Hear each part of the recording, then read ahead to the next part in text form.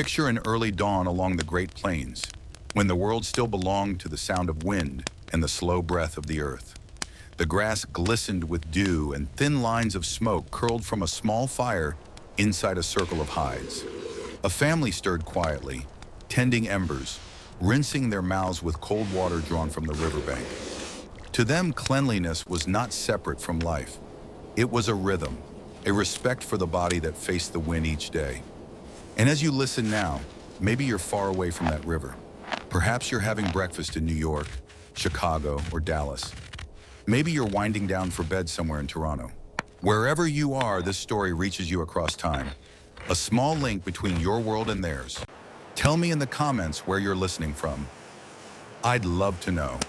And if you enjoy these quiet journeys into the past, don't forget to subscribe. It truly helps me keep making them. Now back to the firelight, where a family begins their morning. From trees, rivers, and ashes, they shape the tools of care. Their first medicine, drawn gently from the living earth itself. As the sun lifted higher, light spilled across the land and revealed the simple perfection of their surroundings. Everything needed for living and for staying clean lay within reach. The willow that shaded the river also eased sore gums. The sage that scented the wind carried oils that fought decay. Even soft ash from last night's fire, when mixed with water, worked as a gentle polish for teeth. To an outsider, these might have seemed like chance discoveries, but they came from centuries of quiet study. Every tribe, from the Lakota on the plains to the Hopi in the desert and the Iroquois in the forests, learned what their region offered. Children watched their elders chew twigs until the ends softened into tiny fibers, brushing teeth with patient care before eating. No separate word for hygiene existed, yet its practice lived in every morning and every meal. Clean breath was a sign of discipline, and strong teeth meant endurance. The world outside offered hardship, wind, grit, smoke, and age. But each person learned to meet it with knowledge, not complaint. Nature was their teacher, and the lessons it gave were stored not in books, but in the body itself. Across the seasons, this bond with the land deepened. In spring, when rivers swelled with meltwater, families collected smooth stones and mineral-rich clays for cleansing mixtures. In summer, aromatic plants like sweetgrass and mint were gathered, dried and stored in pouches. Autumn brought charcoal from the year's last big fires, crushed fine between stones for later use. Even winter had its resources. The clean snow itself served as water when nothing else flowed. No action was wasteful, and no habit was casual. Oral care was part of survival, like sharpening a blade or curing a hide. The people knew that a mouth left unclean could mean infection, pain, or loss of strength. They didn't have medicine as we know it, but they had prevention, shaped by patience. Long journeys demanded teeth strong enough to chew dried meat and roots for days. Around evening fires, elders sometimes spoke of how one's mouth reflected the spirit. Clear breath, clean teeth, and words spoken with balance. It wasn't vanity, it was respect. To keep the body in order was to stay in rhythm with the earth, and in that rhythm, even the act of cleaning one's teeth carried quiet meaning and ancient pride. By midday, the light grew sharp, and the camp settled into its quiet rhythm. Hunters prepared for travel, and those remaining tended food, tools, and the slow fire at the center. Between these ordinary tasks, moments of self-care continued unnoticed. Someone rinsed with cool water from a clay bowl, another rubbed a willow twig between their teeth while watching the horizon. These were not chores but habits, woven naturally into the pattern of living. Cleanliness meant readiness. A strong mouth allowed clear speech, steady eating, and endurance through long days. Travelers carried small bundles of twigs wrapped in hide, along with a pinch of charcoal powder from the morning's ashes. When they stopped to rest, they cleaned, rinsed, and moved on. Nothing elaborate, nothing wasteful. The sound of wind through grass, the crack of kindling, and the faint taste of smoke marked their routine. What seemed simple was in truth the result of generations observing how to live in balance with nature. Each act of care was quiet, efficient, and deeply human, a sign of awareness that the body, like the land, required respect and gentle tending to remain strong for the miles ahead.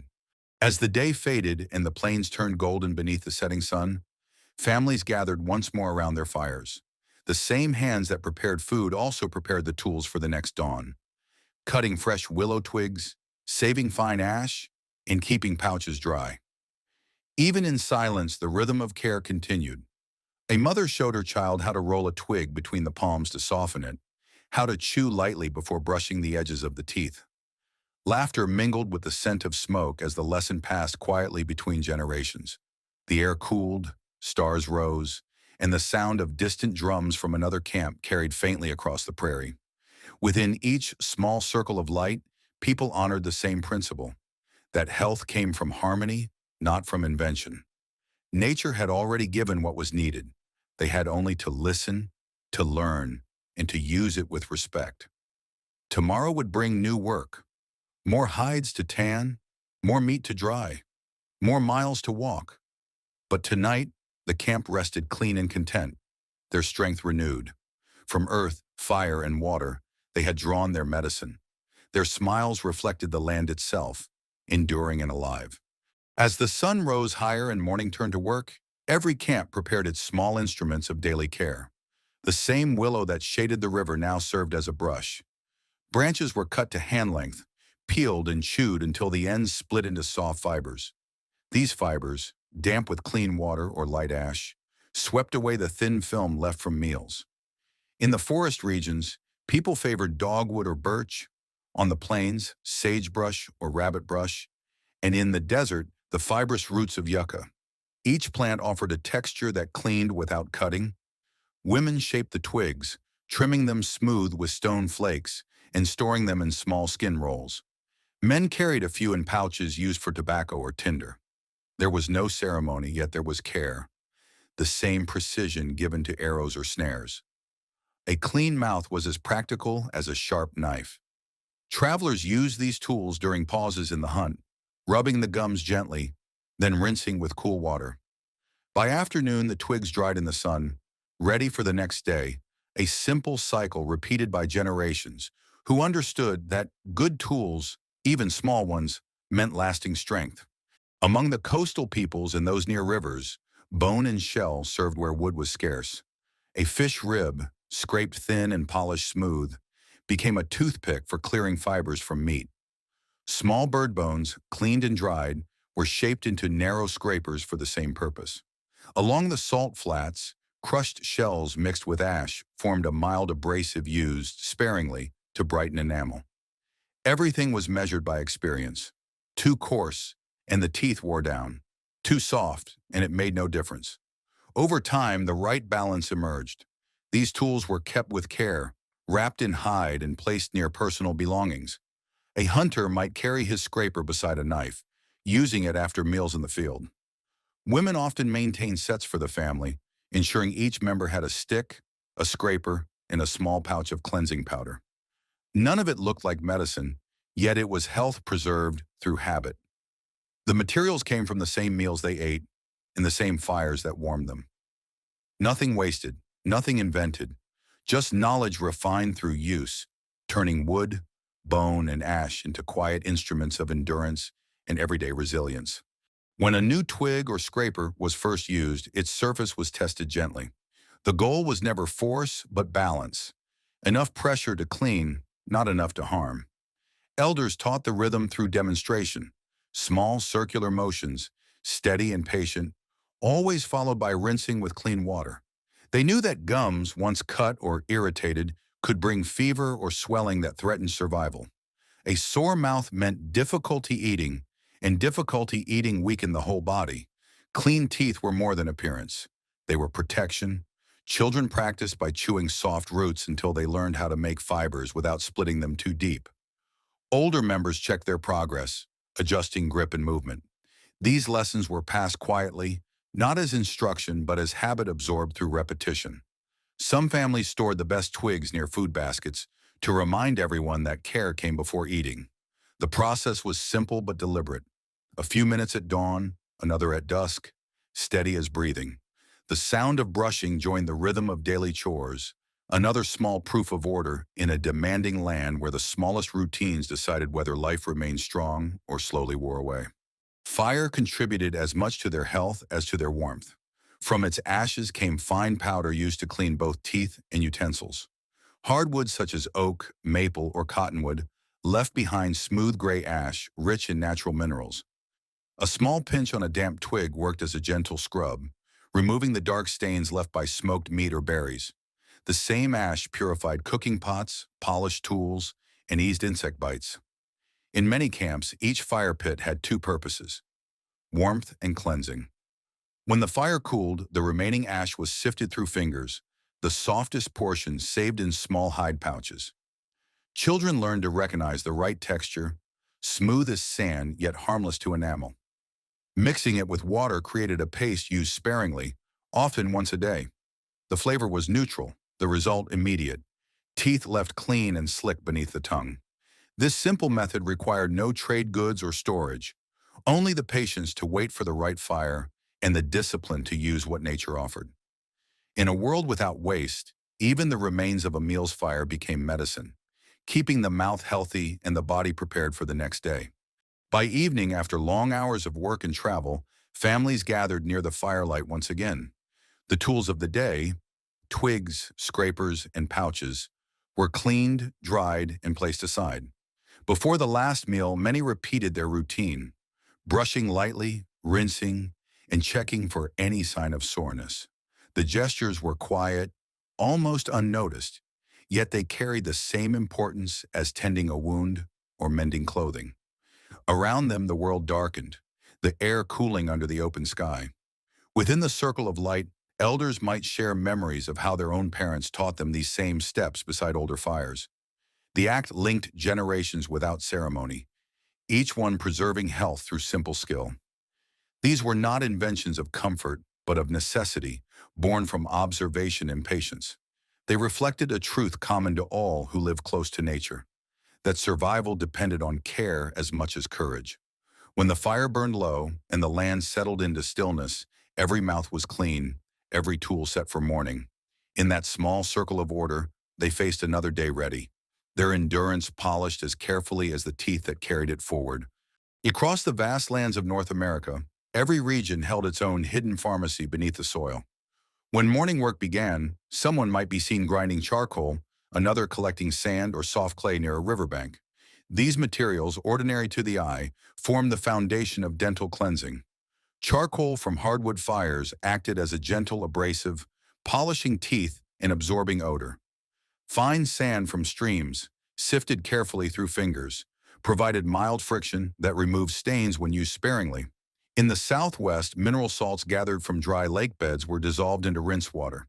Forest tribes used crushed pine needles for freshness, while plains people favored sage and sweetgrass for their clean scent. The knowledge of which earth or plant to use came from observation. The taste of soil after rain, the texture of ash between fingertips, the scent released by crushed leaves. There were no written measures, only memory. Each mixture was tested by generations, improved through experience, and passed along quietly. These substances connected the people to the land, not as consumers, but as caretakers, using its simplest gifts to preserve what mattered most: strength, health, and the quiet dignity of self-reliance. Charcoal held a special place among these materials. It was the remains of fire, the heart of every camp, transformed into medicine. After cooking or heating stones, the hardest black pieces were set aside, crushed between stones until they turned to fine dust. A small pinch mixed with water became a dark paste used to scrub gently along the teeth. It absorbed odors from meat and smoke and left a clean, neutral taste. For whitening, some tribes added powdered sage or crushed juniper berries, both rich in natural oils that reduced bacteria and freshened breath. The use of charcoal spread widely because it required nothing beyond patience and care. Its making was part of routine life. After a meal, someone checked the fire, collected cooled embers, and stored them for later. The process never wasted, never harmed. Even children were trusted with grinding the cooled wood, learning which texture was soft enough for teeth and which was too coarse. By sunset, small pouches of powder hung near every hearth, ready for use. From the remnants of flame came a substance that symbolized balance. The warmth that cooked their food also guarded their health with quiet, lasting consistency. In forested regions, herbs and roots played as much a role as charcoal or ash. Sweetgrass, sage, and wild mint were valued not only for their scent, but for their cleansing strength. When crushed, they released natural oils that discouraged decay and freshened breath. Some families chewed the leaves directly, while others dried and ground them to mix with fine ash or clay. The yucca plant, common in the Southwest, produced a soft foam when pounded in water, acting as a natural soap. Hunters traveling far from camp carried small pouches of these dried plants, using them to rinse the mouth after long days without fire. Women often prepared the herbs together, choosing only mature leaves and drying them on hides stretched over frames. When ready, they were packed into skin bags tied at the waist. Each plant carried a season: sage for summer, mint for spring, sweetgrass for autumn. These habits created rhythm within the year, marking time by what the earth offered. No ingredient came from chance. Every choice was proven through use, guided by elders who remembered the taste, the color, and the scent that signaled purity, a quiet form of health drawn straight from the land. Mineral salts also played a quiet part in this knowledge. In the Southwest and along coastal plains, people gathered salt crystals from dry basins and tide pools after the water had evaporated. The grains were crushed fine between stones and mixed into water for rinsing. Some tribes combined salt with sage ash, creating a mild antiseptic solution used after eating tough meat or fish. In colder regions, river sand with high mineral content replaced salt, offering the same gentle abrasion. The people knew that such substances kept the mouth free of lingering food and eased irritation of the gums. When applied with a twig or fingertip, the mixture left a cool, clean taste that lasted for hours. Elders taught that balance was essential. Too much salt could dry the mouth. Too little made no difference. These lessons were practical, passed without superstition or ritual, only by results. Long before modern science named bacteria or enamel, these methods preserved both. When strangers later remarked on the strength of their teeth, the answer was simple: the land itself provided.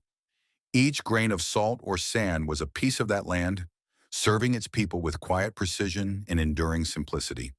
As twilight settled, families prepared the last cleansing before rest. The day's charcoal and herbs were mixed with a few drops of clean water, forming a soft paste.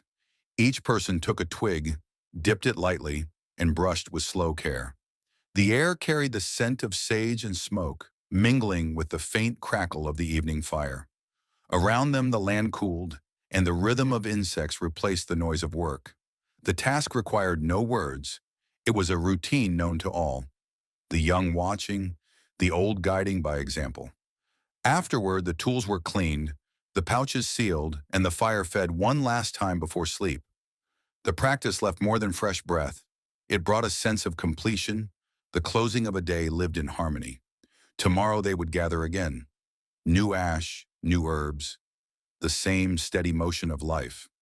Through these small, consistent acts, health endured, and the bond between people and earth stayed unbroken.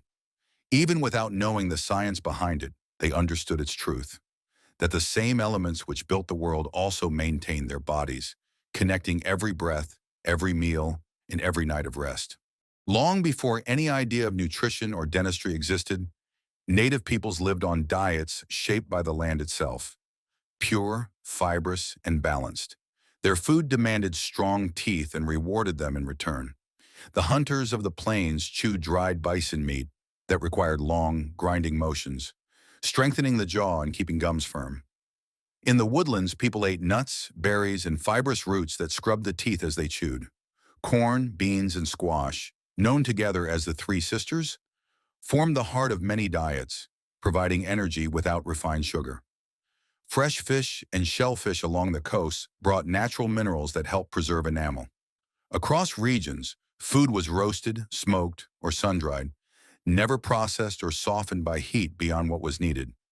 Even water carried trace minerals from the soil and stone it passed through. Their meals cleaned as they nourished, a perfect balance shaped by necessity.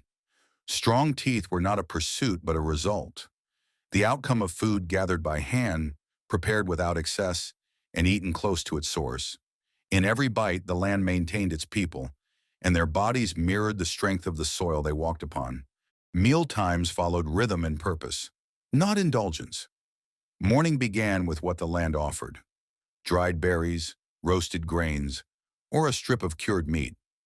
Midday meals came when work paused, often taken while seated near the ground, each person chewing slowly, breaking food down with effort rather than ease.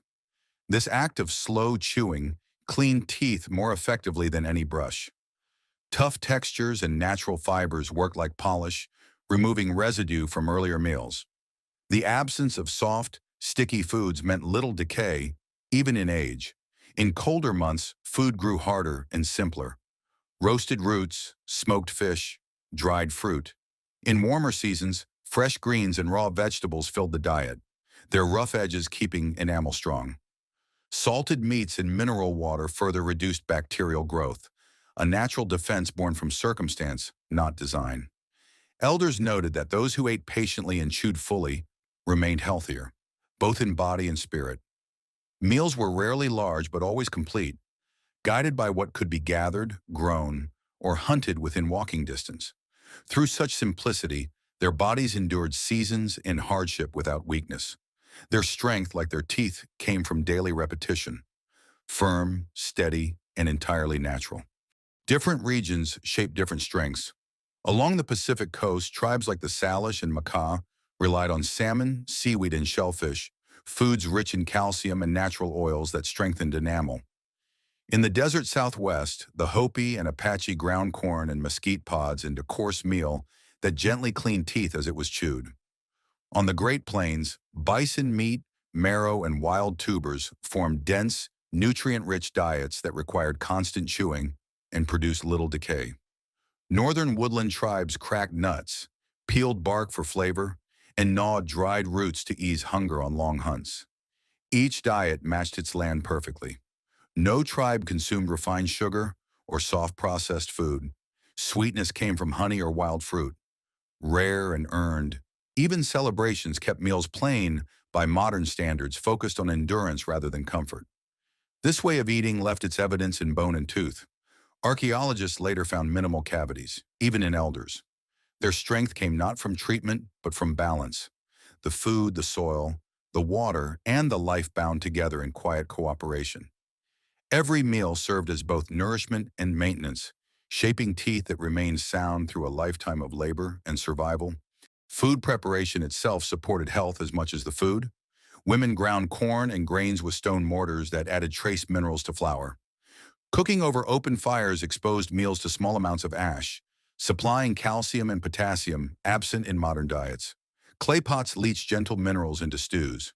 These natural exchanges gave their food a balance that strengthened bone and enamel alike. The act of cooking was slow, deliberate, and rhythmic: roasting, drying, pounding, and stirring. Even utensils were of stone, bone, or wood, leaving no foreign residue. Children learned early how to chew through coarse texture rather than expect softness. Teeth adapted to endurance, not ease. The people understood this without ever naming it. Their diet was not designed but inherited from the land's pattern. They ate what survived, and in doing so, they survived too. Each tool, each meal, and each repeated motion reinforced the same principle. The mouth, like the body, grew strong from effort. Modern comforts would later soften both.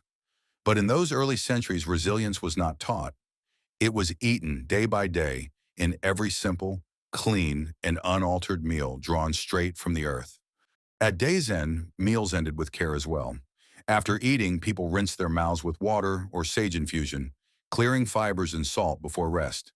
Hunters on long journeys carried no containers, only a twig or a handful of clean snow to wash away the taste of smoke and meat. Campsites fell quiet after the last bites, and the fire burned low, its glow reflecting on faces that bore the marks of endurance. Strong jaws, even teeth, and calm breath. Health was visible not in luxury, but in function. The same teeth that chewed tough meat also cracked seeds, shaped sinew, and softened fibers for rope. In every action, the mouth served the community. Food did not harm it, it trained it.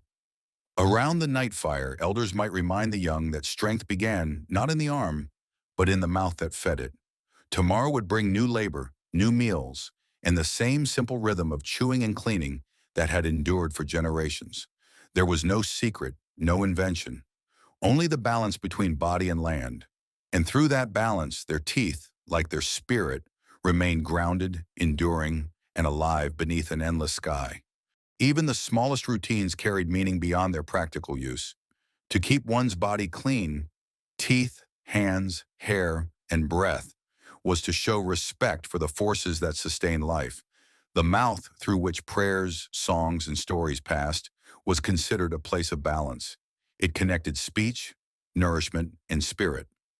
Many elders taught that a person's words should come from a clean mouth, not only in truth, but in health. Before gatherings, people often rinsed with fresh water or chewed aromatic herbs, preparing both breath and mind. Hunters before a journey, or storytellers before speaking, followed the same quiet ritual. Across the plains and forests, this small act symbolized readiness, not ceremony, but awareness. Cleanliness of the mouth meant cleanliness of intention. It required no formal belief system, only respect for self and for the community that listened. Long before any written language, these gestures formed part of a silent code. Care for the body, care for the spirit. In every camp, from morning fires to evening calm, this balance remained. The health of the people rested not only on their tools and food, but on their understanding that harmony began within. Tradition preserved this wisdom through observation rather than instruction. Children learned by watching their elders, seeing them clean with twigs after meals, rinse with cold water, and store tools carefully before sleep. Lessons were repeated without words until they became instinct. When the young asked why, the answer was simple: because it keeps you strong. Knowledge flowed quietly from one generation to the next, unbroken by time or distance. Even as tribes moved with the seasons, following bison, crossing rivers, climbing into mountain valleys, these habits traveled with them, folded among the essentials of survival. Health was not separate from daily life. It was part of every rhythm. When a family broke camp, they carried fire, food, and the means to stay clean. Elders sometimes spoke of it as carrying their home within them, not in structures, but in practice.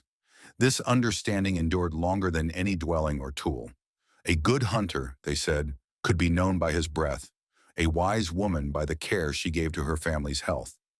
Clean teeth and calm speech reflected order, and through that order, the tribe held its strength, a quiet inheritance from those who came before.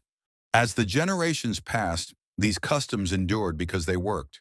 A clean mouth meant strength in winter, endurance on long hunts, and clear speech during council. Healers and medicine people observed that those who cared for their teeth suffered fewer fevers or infections.